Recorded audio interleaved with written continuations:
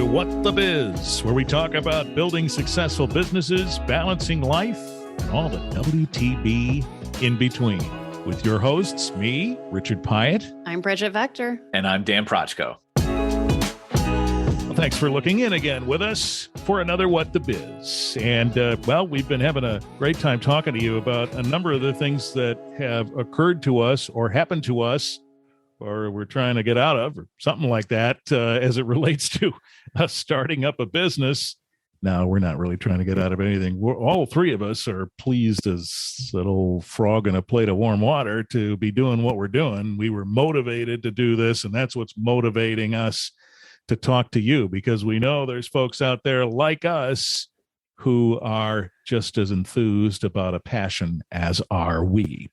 Today, we're going to talk about financial setup of businesses, and maybe this will strike a chord or two with you as you think about the setup you might want to do or the one that you are doing. Hello, folks. Hey, Hello. I'm going to jump in, Richard, and be like, sounds like you're having a rough week. Sounds like I'm having a rough week? Yeah. Well, you'd be right.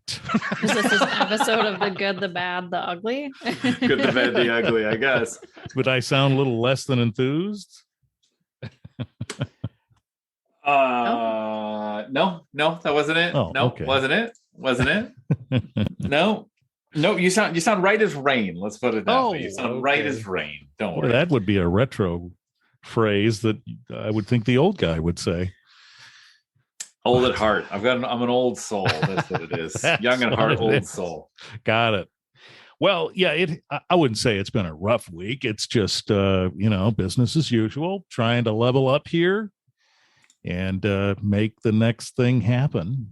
And there's been some movement. I've had really some interesting discussions with people over the last week, and I did a presentation. We talked about it before. I did a presentation at a group called 1 Million Cups, and I got, as a result of that, invited to do other presentations. And, I guess that's a whole thing we could talk about sometime, the idea of trying to spread the word about your business and how could you do that. And one of those ways is being invited to speak, which is kind of cool. So thanks. Yeah, it was pretty nice. So all in all, it was a good week, but I did go visit some friends over the weekend, and so was, party all the time. So I guess maybe I'm, a little bit behind. Let me jump in here and ask, where else do you get invited to speak if you're able to share? I'm going to speak with a group of innovation professionals. I don't think they mind me telling you that. It's going to be a ways down the road. And then That's fancy. Yeah, it's kind of cool. And this is a group of leaders that run these sort of innovation centers that are like little incubators for science-based businesses. And I happened upon the lady who is running the one near us, and she's involved in this group. And she said, "How'd you like to speak to all of us? How'd you like it if I said yes?" So that'll be someday. And invited to speak to the local group of SAME, the Innovation Center group. So looking forward to that. And that'll be even further down the road yet. But a preliminary ask was made. So it was nice to have those. And when, one of the things that people are probably afraid of most, really, frankly, is speaking in public, right? The idea of standing up in front of a group and trying to sound like the professional that you are, and people staring at you, and all that silly stuff. But it's true. If you can do it, being invited to speak about your area of expertise is really kind of a good thing, and you get to talk to folks and impress them somehow about what you know. And that's nice. You probably do that, Dan, don't you? Yeah, I've definitely spoken at a few expos, events for people in my time. Definitely, I'm not one of those that is shy. You got a stage? Oh wait, you don't have a speaker today? Oh no, yeah, sure, I'll jump up there. I'll just wing it for 30 minutes. That's right. Fine. We can do that. I'm weird, or I'm a mutant in that way.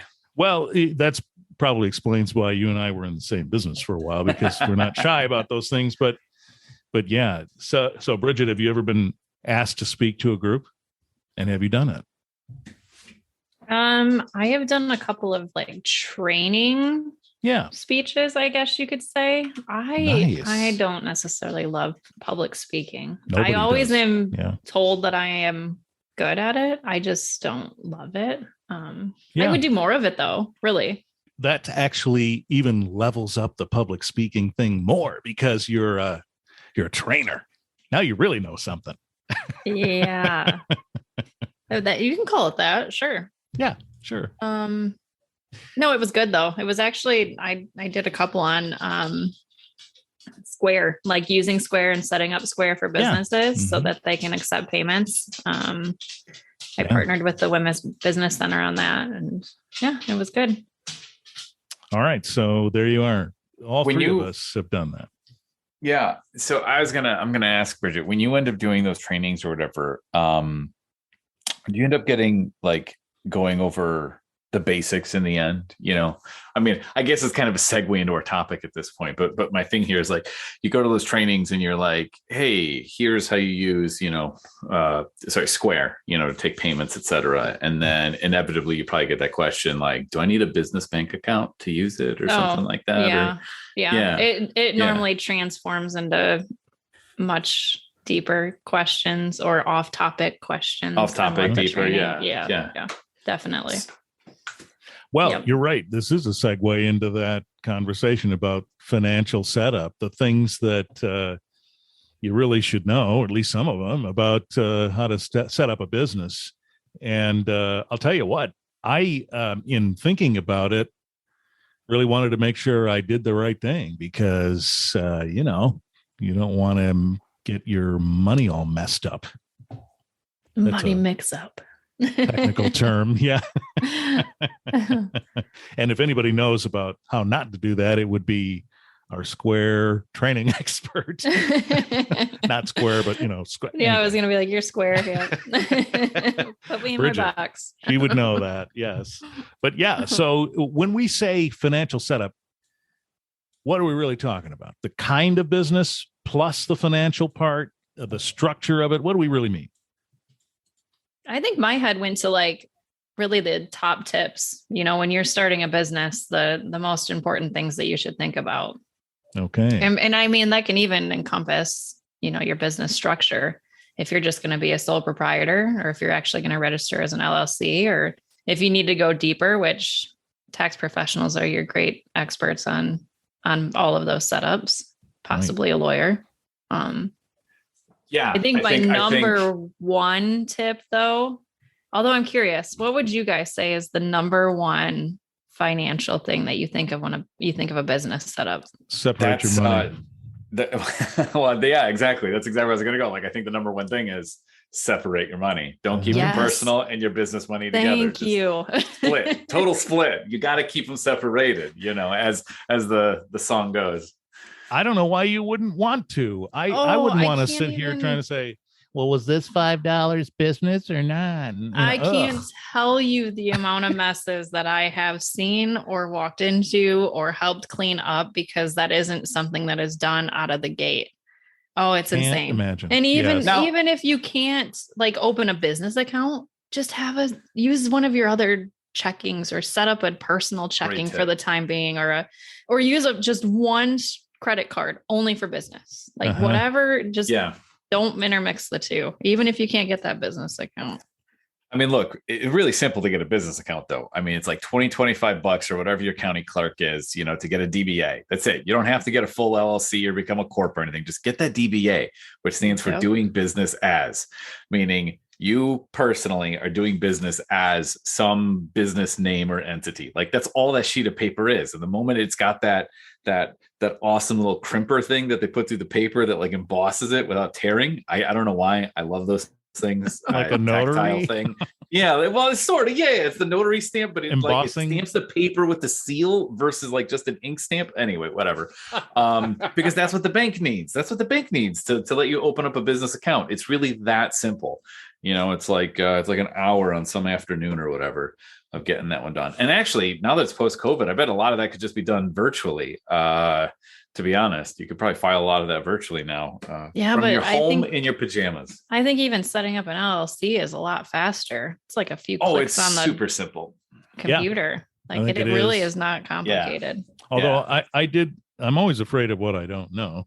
So I did afraid. I mean, I was cautious about what I don't know. So I did ask a lawyer friend to do it for me, and he did to do the LLC. But yes, you don't have to. You can just go right ahead and do it yourself.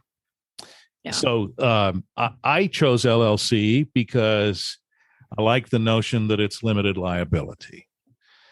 The idea that they can't, if you, I don't want to say this wrong, so correct me. We will edit this if I say it wrong. But the notion that if your business goes under for some reason, you have some liability protections personally. That appealed to me, so I chose that. But I know some folks who would rather just do a DBA or they want to be incorporated or something. Yeah. I am personally an LLC right now. Every year I just kind of evaluate if it's the tipping point, if a different setup makes more tax sense. But even that is changing. Those thresholds to make that jump are ever changing. So what's the, say, number one reason to change? Is it the size, revenue? What's the thought? Revenue is normally the tipping point in most circumstances, because S Corp will get you tax benefits at a revenue tipping point, but that's the moving target, to be honest. Okay. Even I will consult my CPA on that one, because it's changing so much that I keep up on the bookkeeping world. I don't keep up on all the tax changes, like especially those. So, Yep. Okay. Now, I mean, but the whole point, like you say revenue, but it's really tax liability. Like that's the whole, like, because at certain revenues, well, not at certain revenues, the more you make, the more you end up paying in taxes. So finding the right structure for your business really helps you potentially reduce your tax liability. And that can be on multiple levels, but I just want to make it clear to our listeners that when we say revenue, yes, revenue, but it's because of the taxes. Yes. You get, but it's not like every other year you're changing. I mean, that probably opens you up to audits and other things. You can't.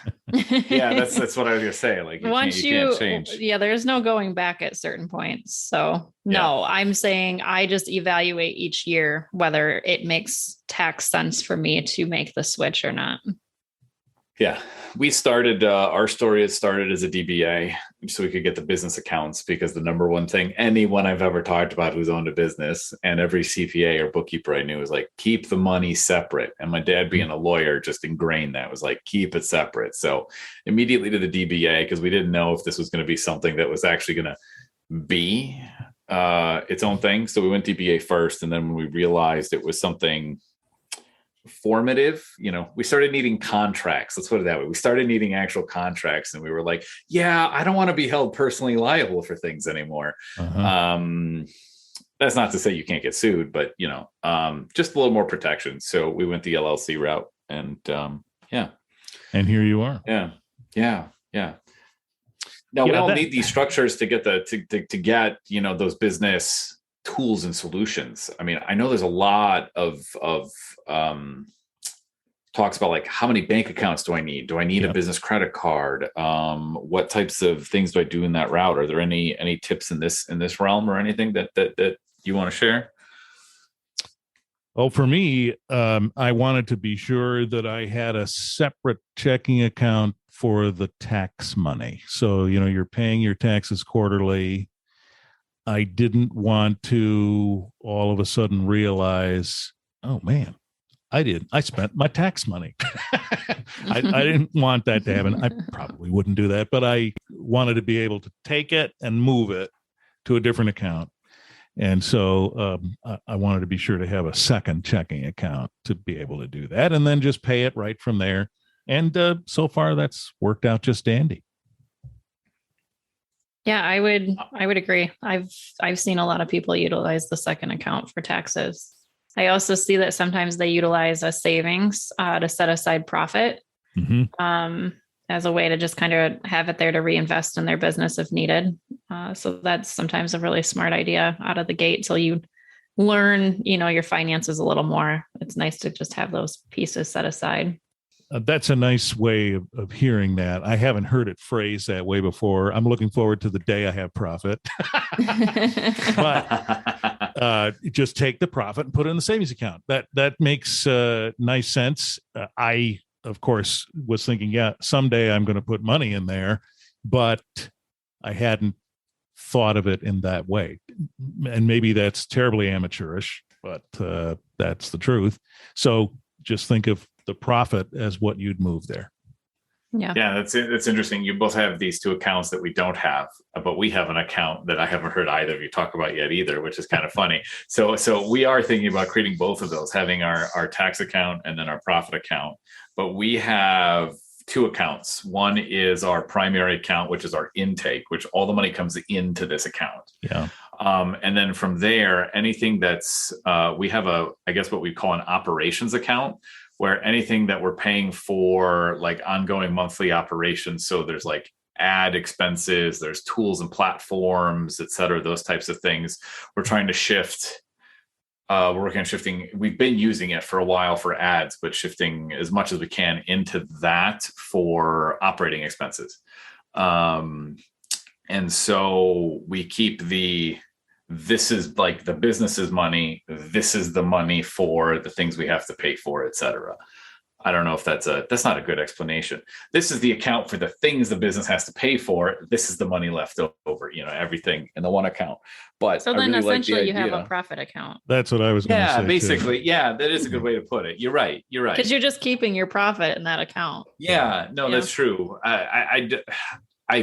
I like the idea of an actual separate profit account and just having that intake account be an intake only account, where that account like really is just where the money comes into, but then it gets transferred to our other accounts.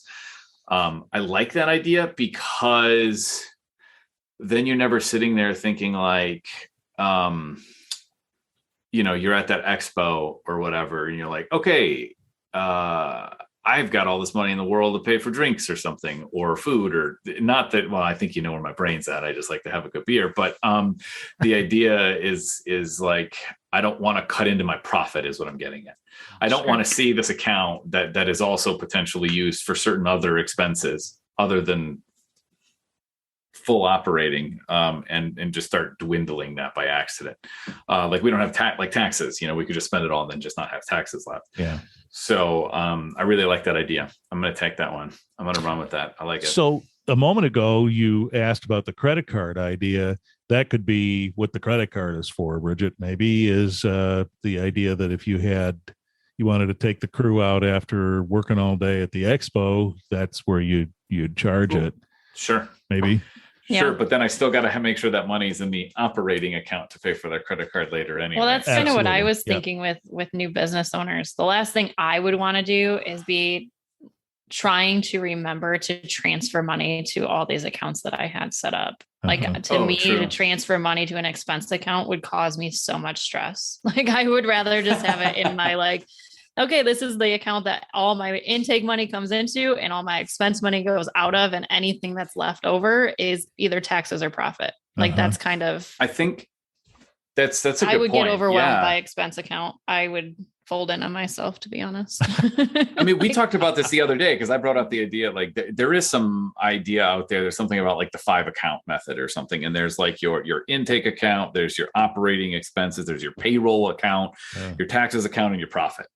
And those are like the 5 account. I'm pretty sure those are the 5. I actually did not read up on this. I'm just shooting from the hip here, but that's complicated. Like if you don't have an actual rigid system where you're like twice a month or once a week going in and just seeing, okay, this is how much has to move over at different times of the month to be ready for payroll, to be ready for other things. It's super complicated. I mean, I'm guessing an organization would have to be pretty large to even warrant that kind of a system. So, so how do we keep it simple then? I guess, like, I'm talking about adding 2 more, so I'd have 4 accounts, and it's sounding like I shouldn't do that. And I'm loving this conversation because it's going to be like, cool, I'm going to have a better setup in a second. So this is great.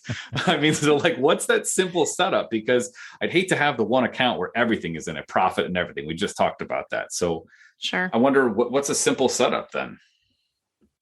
I mean, in my experience, having one account that is your primary account, so where all of your income comes into, your main expenses get paid from.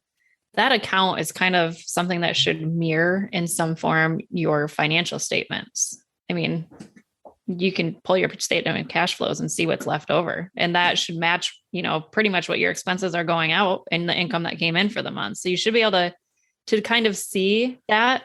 Exception would be as if you have loans. Obviously, that doesn't show up on your P&L, but that account, then anything that's left over at the end of the month, that's when I would make the transfers. I would look at my statement and say, okay, my net income was this. I need 25% set aside for my taxes. Boom, move. Okay, here's what's left after the taxes. I'm going to take 80% of that and move it into my profit account, leaving 20% for my cushion for the next month for expenses that come out before I get my, my next intake or whatever that may be. So that's kind of how I have seen the accounts used, that it's a once a month transfer at the end of the month. So they don't, and it's normally done when you review your financial statements. It's all in one time. Is that so? I'm just thinking about that, and our setup, and we've got clients that pay at different times of the month. They're not all on the same cycle, right? Does something like that require them to all pay at the same time on the same cycle, or is it more like I know this account needs a minimum in it every month, just like that buffer, and then anything that's in the month that at the end above that or whatever, that's what I'm really playing with or something? Yeah, it doesn't necessarily mean they have to pay it all at the same time. I would say your first few months of this is trial and error, because I personally wouldn't move money out to a profit account until I knew what my expenses were. Once you have a rough idea of what your monthly expenses are, it makes it much easier to look ahead at what you need to kind of have in there as a buffer. Right. And that's why we have that operating expense account. It's like, we know we've got these expenses every month, so we're just going to move all of this over there on a certain day of the month, after a certain amount of intake hits a certain level. All right, cool. All that's getting moved over, et cetera. Sure. It tends to be like the first second of the month, all that gets moved over. And then we're pretty much just working out of the one account aside from those regular business expenses. So, yeah. My brain just worries about if it's forgotten to be moved. Whereas if you forget to move profit, it's not that big of a deal, Right. That's true. Yeah. Yeah. Your expenses not getting paid are much more, much bigger problem than the profit not getting moved for a month. So, yeah. Can we go back to the credit card thing for a second? Yeah. Sure. I read somewhere a perspective that indicated you don't really want to use anything but your credit card to pay for things because you're better protected against fraud or theft. For example, if somehow your account was violated and your cash was taken, now what? Whereas if your credit card was hit for something, then you have the backup of the credit card company to dispute that and help you. And so maybe that's a good thought. Maybe it's not, but happy to hear what you think. I have a love-hate on credit cards. Okay. I understand having a business credit card. First off, a lot of people like to use the points that they get from it. Yes. I certainly agree that the protection is nice. That is an added value. It is also good if it's a business that needs to establish credit. Like if there's a reason that they would need credit in the future for, loans to fund new lines of their business or whatever that may be. My dislike of credit cards is a lot of people use them as a crutch for cash flow. Yes. and they lose track of their cash flow and their business goes under because of that. I always like to say, if you don't feel responsible with credit cards personally, you're not going to feel responsible with credit cards in a business setting. And obviously you want to protect your business. So that's love-hate right here. I do think that purview that I read about using credit cards because of the protective qualities of it was intended to be interpreted as one in which you needed to do so responsibly and probably pay them off every month. Yeah. Right. I've seen a lot of businesses get in unfortunate trouble because they're like, oh, we can fund this on the credit card, and that next, deal is going to come through. And then when that next deal doesn't come through, all of a sudden you're looking at it, and then you're looking at piling on more and more and more, and cash flow. It's the business killer, which is why I kind of caution against credit cards sometimes. But if you're responsible with it, heck yeah, get those business points, establish that business line. Yeah. I mean, we're managing somewhere close to 20,000 plus per month in digital ads right now. And so that's all just coming out of the bank account. And I've been thinking for a while of like, man, credit card points on 20K a month. That'll add up really fast. We should do that, Dan's going to be flying first class for free. Right. I mean, I'll have to somehow find a way to get a card that'll give me a rate that high per month, but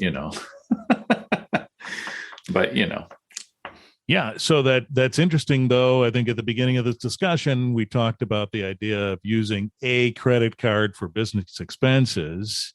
So if you did do that and you were responsible with it, like maybe you just get it for your ads, pay it off. And if you stay within those lines, right, it probably would be good for you. Yeah, but the number one key, just keep your personal and business separate, man. Just have those separate accounts, bookkeep them separately. Dude, just open up a second account if you can. I love, Bridget, totally spot on. That's exactly it.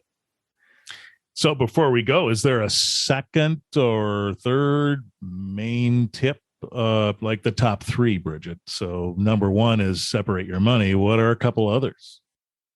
Oh gosh, keep your receipts. Please keep your receipts. Basically good at that. You should see this desk. I'm loaded with them. Honestly, I would say utilizing an app or just a way to snap a picture. The second you make that purchase, just boom, like have that system in place. And really it's even better, if you have your accounting software set up, so many of them offer that receipt capture from an app directly to that accounting software. It's great. There's even free accounting software offered out there. So, I would say do as much as you can out of the gate, getting that set up and just get in the habit of keeping those receipts or snapping those pictures. Cause then you just do it. It's habit at that point. And you're not trying to go back an entire year and be like, what was that in January? And was that a business expense or not? Yeah. Right. How would you ever remember if that coffee you bought in January was a business expense? Boy. I normally write right on my receipt. Like if I go to a coffee meeting, I just write who it was with, because then there's no questions later on. Snap that picture and I throw it away. I'm done. Ditto. I mean, on that, this isn't even a question, but it really just begs the comment. Have a bookkeeping piece of software, have it. Please. Oh my gosh. Yeah. Spreadsheets. No. Your bank statement is not your accounting. That doesn't tell you anything. And not only that, I mean, if we're talking financial setup, I mean, I guess the big thing, you were just talking cash flow being the number one killer. And if you don't have a piece of bookkeeping software that is helping you track your month-to-month cash flow, and we're not talking P&L, we're not talking your balance sheet, we're talking a cash flow statement, because that's what tells you how healthy your company is month to month. Like, do you have enough cash on hand to actually pay for what you do? It's the number one reason companies go out of business, is they literally run out of cash. Yeah. So having that software is really going to help you see that. Like for example, here's an example, and this hasn't actually They didn't go under, but there was a client we had way back, manufacturer of food products. They had, so a couple of things they had to buy. They had to pay for the raw materials for what they were doing. And they had to pay for the manufacturing because they didn't actually do the manufacturing. They contracted it, but they had different pay terms for both. Okay. So they had like, and then there were the grocery stores that were selling the product that had to pay them for the product. So they had different payment terms for each of those steps. So something like the manufacturing and the raw materials had like a 90-day net, pay terms. So they had to pay that in 90 days. But grocery stores all had like a 160-day term. So they weren't getting their money for 160 days, but they had to pay everything in 90. Ouch. So if you think about that, you're getting money in slower than it has to go out. Right. So if you're not paying attention to how much cash you have on hand day to day, week to week, you could run out pretty quick, especially if you grow too fast. A lot of people, think, and businesses think, oh, I'm just going to grow really quickly and that's going to be good. But that could lead straight to bankruptcy because you grow so quickly, you have to spend so much to make product or deliver service, in terms of payroll, that you pay so much out, it doesn't come in fast enough for you to keep staying in business. You actually run out of money. So having an accounting software, keeping everything separate, tracking everything so that you're on track is super, super important. Makes a lot of sense. And what you described gave me the stiff neck here thinking about how do you have to pay that before you get your money. Scare me like that. It's a great point though, because without that software, I mean, it's really hard to know what that looks like. It's really hard to envision it, truthfully. And it's hard to know if you're missing payments from people. If you're not tracking that somewhere, you have no idea. Like, that person never paid us from 4 months ago. I mean, I don't know. There's a lot of good programs out there. And I know a lot of business owners get overwhelmed with trying to figure it out because they're trying to run their business. And I know added expenses are not anything that they need, but not to shamelessly plug, but I would say investing in a bookkeeper is super affordable, or even just getting one to help you with a training out of the gate. Spend a little bit of money, have them help you set up your financial processes and workflows, show you how to use your program. Then you can manage it until you want to outsource that. But it's a good investment, I would say. Yeah, we run into it. I mean, I was thinking, manufacturing, we run into it with marketing actually, where there are owners or people we run into and where we've asked them about their past marketing. It's like, how have you decided how much to spend on marketing in the past? And they say, how much is in my bank account? And I'm like, wait, how much is in your bank account or how much your accounting software tells you have to spend? And they're like, no, how much is in my bank account? And that's nuts and crazy because that's not taking into account like the next payroll. Do they need to pay people? That doesn't take into account any credit cards they're going to have to pay in the future, et cetera. It's like somebody knocked on the door and was like, I've got this opportunity for $10,000 and you're going to get all of this. Oh, that's great. I've got 11,000 in my bank account. Let's do it. That 1,000 isn't going to cover what I know they have coming up. I mean, these numbers are not realistic, but like that's how some people address certain things. And that's just crazy scary.